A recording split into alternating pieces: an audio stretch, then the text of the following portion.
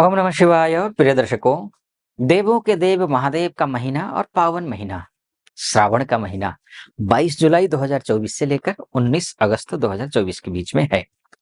और ये जो कितना महत्वपूर्ण है, ये मैं आपको अभी बताऊंगा। उससे पहले मैं आपको परिचय करवा दूं। ये आप तुला राशि की बात करेंगे इस वीडियो में। और इस 29 दिनों में कौन सा ग्रह कहाँ रहेगा, क्या फल देगा, क्या करना चाहिए, क्या नहीं करना चाहिए, इस सभी बातों पर, सभी बिंदुओं पर विस्तार से चर्चा करेंगे। देखिए, पावन महीना है, इस बारे में तो मैं बताऊंगा ही। उससे पहले एक बात समझ लीजिए। आपकी कुंडली में आपका जो राशि का स्वामी है शुक्र, शुक्र सूर्य के साथ बैठ करके शुक्रादित्य राजयोग बना रहा है।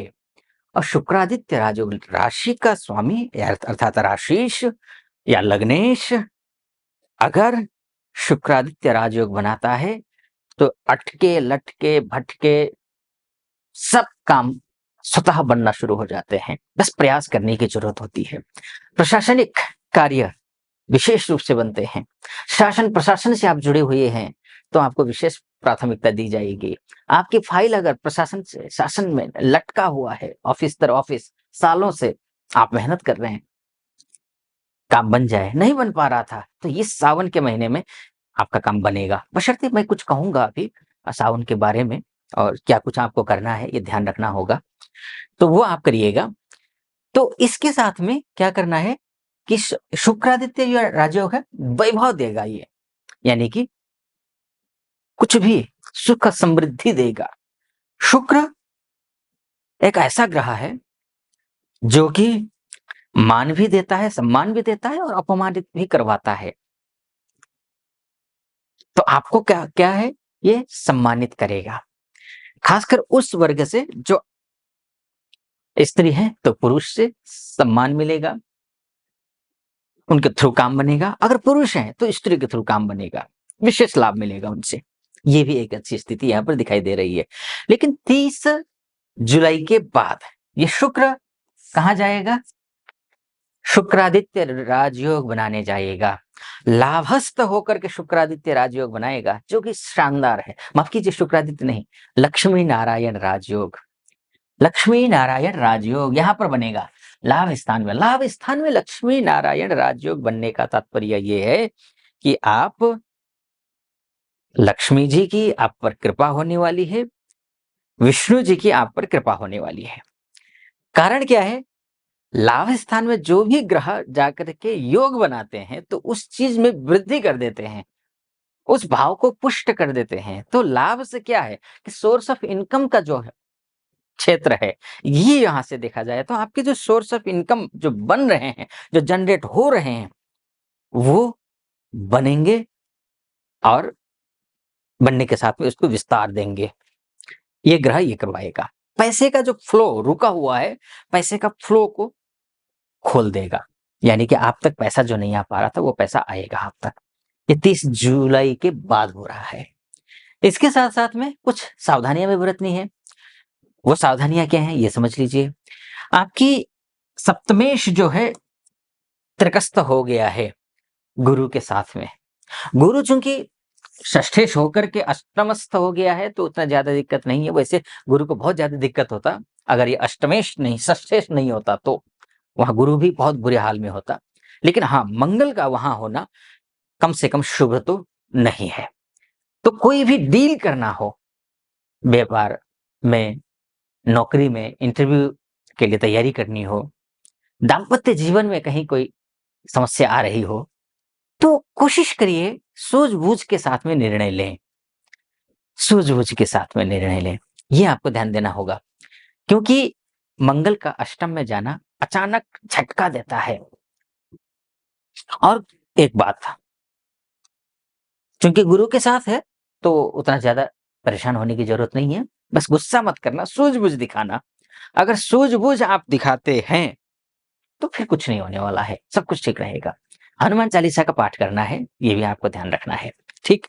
अच्छा, एक बात और ध्यान रखिएगा, मंगल आपकी लग्न कुंडली में अच्छी स्थिति में अगर है तब तो आपके लिए ये भी स्थिति खराब नहीं है, संभाल लेगा। क्योंकि मंगल अगर अच्छा हो ना कुंडली में तो व्यक्ति जो है अनेक घरों का मालिक, अनेक गाड़ियों का मालिक, अनेक प्रॉपर्टी का मालिक हो जाता है। दोस्त यार, मित्रता में सारे लोग सहयोग करते हैं, अड़ोसी-पड़ोसियों से अच्छी खासी बन जाती है। तो सब कुछ ठीक रहता है, आपका मनोबल 7वें आसमान पर रहता है। अगर ऐसा है तो प्रभाव नहीं पड़ेगा, अगर ऐसा नहीं है, इसका विपरीत है, तो मंगल कमज़ोर है, तो आप प्रभावित होंगे। हनुमान चालीसा का पाठ आपको करना है, ध्यान रखिएगा एक। अच्छा, इसके साथ-साथ में अ, मैं श्रावण के महीने के बारे में बताऊँगा कि क्या आपको करना है जिससे कि आपको पूरा अच्छा फल मिले, शुभ फल मिले। तो उससे पहले एक निवेदन करना चाहूँगा, अगर आप ऐसे स्नेह देते आए हैं, अभी तक फॉलो करते आए हैं, सब्सक्राइब कर चुके हैं, लाइक, कमेंट करते रहते हैं, आपका बहुत-बहुत आभारी। अगर अभी तक आपने नहीं किया है तो कर दीजिएगा, अगर पहली बार वीडियो देख रहे हैं तो पूरा वीडियो सुनिए, ऑथेंटिक लगे तो चैनल को सब्सक्राइब, वीडियो को लाइक, कमेंट बॉक्स में जाकर के महादेव का भक्त हूँ, कृपा आप पर भी बनी रहे, ऐसी मेरी कामना, हर हर महादेव ज़रूर लिख दीजिएगा कमेंट बॉक्स में जाकर के। इंस्टा और फेसबुक चलाने वालों के लिए भी निवेदन है कि अगर आप उसके माध्यम से देख रहे हैं, तब भी आप फॉलो, लाइक और कमेंट कर दीजिएगा। चलिए, विषय पर फिर से आता हूँ। तो मैं कह रहा था, श्रावण के महीने में करना क्या है आपको? तो सबसे पहले तो ये जान लीजिए कि प्रीति योग इस श्रावण के महीने में बन रहा है। शुरुआत में ही, जिस दिन श्रावण शुरू हो रहा है, पहला तो सोमवार है। अपने आप में ही शानदार होता है, अपने आप में ही दुर्लभ होता है ये कि श्रावण के दिन, सोमवार के दिन से श्रावण का महीना शुरू हो, तो अद्भुत चमत्कार तो यही है पहला। दूसरा, क्योंकि सोमवार का दिन जो होता है ना, वो देवों के देव महादेव का होता है, तो इसीलिए मैं कह दूसरा, प्रीति योग उस दिन है जिस दिन श्रावण का महीना शुरू हो रहा है। प्रीति योग के दौरान ग्रह स्थिति अगर ऐसी हो, तो आपका परिवार में स्नेह बढ़ेगा। दाम्पत्य जीवन में जो मैं बता रहा था ना, सावधानी बरतनी पड़ेगी, गुस्सा नहीं करना है, वो तो नहीं करना है, गुस्सा तो नहीं करना है, लेकिन जो मैं आपको थोड़ा बता रहा था ना, ये होगा। तो आप शिव जी की पूजा करेंगे, तो दाम्पत्य जीवन में मधुरता आ जाएगी। सोमवार के दिन खासकर मैं बोलूँगा, 5 सोमवार पड़ रहे हैं इस 29 दिनों में। तो सोमवार के दिन दूध, दही, घी, शक्कर, शहद से आप शिव जी का स्नान करिए, शिवलिंग पर अभिषेक कीजिए, शुद्ध जल से स्नान करवाइए। रोली, चंदन, चावल इत्यादि जो भी आपको श्रद्धापूर्वक करना है, षोडश उपचार से करना हो तो कर लीजिए, नहीं तो कम से कम दूध, दही, घी, शक्कर, शहद से तो ज़रूर आप स्नान करवाइए। और जल चढ़ा करके इत्र ज़रूर आपको चढ़ा देना है, इत्र। एक गुलाब जल से अगर अभिषेक कर सकते हैं, तो गुलाब जल से भी अभिषेक करिए, लाभ होगा आपको। आपको गुलाब जल खरीद कर लाने की भी ज़रूरत नहीं है, गुलाब की पंखुड़ियाँ होंगी, उसमें रखिए, एक पात्र में रखिए और वहीं से निकाल करके आप अभिषेक करते जाइए। तो ये आप करिए, इससे आपका लाभ होगा। तीसरा पॉइंट मैं कहना चाह रहा हूँ कि आयुष्मान योग बन रहा है, तो आयुष्मान योग उसी दिन बन रहा है, श्रावण के पहले दिन ही। अगर आपके घर में या आप स्वयं भी बीमार रहते हैं या घर वाले बीमार रहते हैं, तो निरोगिता आएगी, रोग भागेगा।